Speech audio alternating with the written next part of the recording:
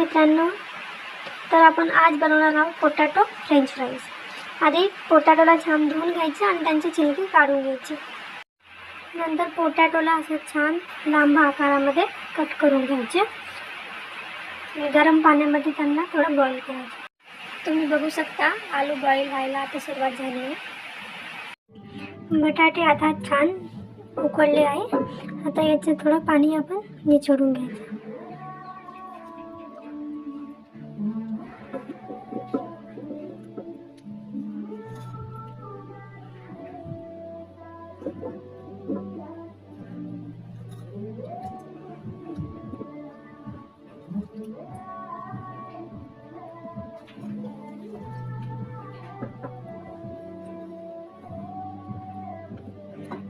याचं पाणी जेव्हापर्यंत जे कमी होत नाही, सुकत नाही, तेव्हापर्यंत आपण याला असंच ठेवायचं।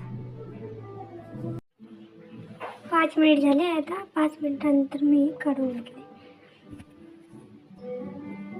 चला तर आता आपण बटाटा फ्राईज बनवायला सुरुवात करूया। थोडं कॉर्नफ्लॉवर घ्यायचं आणि वरून असं मिक्स करून घ्यायचं। त्याला चांगलं छानपणे मिक्स करून घ्यायचं।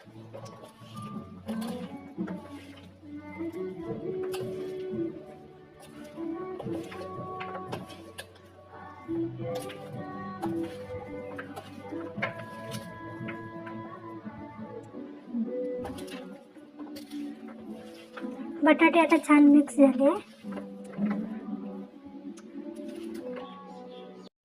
त्यानंतर गॅसची फ्लेम ऑन करायची आणि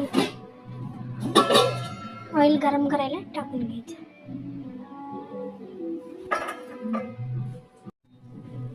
तेल आता गरम झालं आहे, तर त्यामध्ये आपण हे आलूचे तुकडे टाकायचे।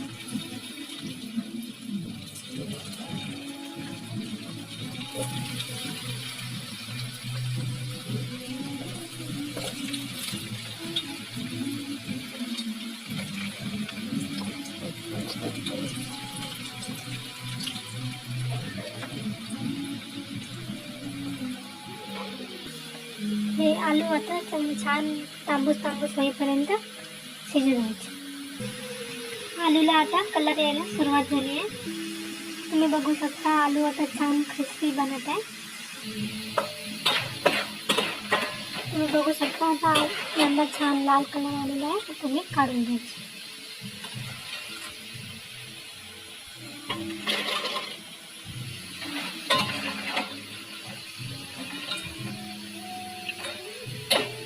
तेल काढून घ्यायचं।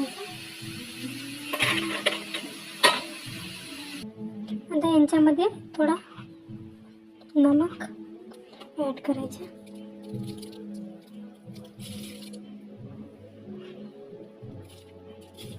आणि थोडी मिरची पावडर ॲड करायची। मिरची पावडर हे चवीनुसार टाकायची असते।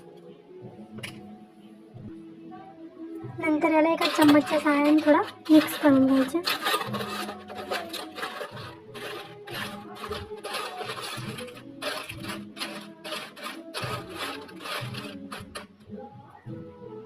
वेफर्स आता खाण्यासाठी रेडी झाले आहे।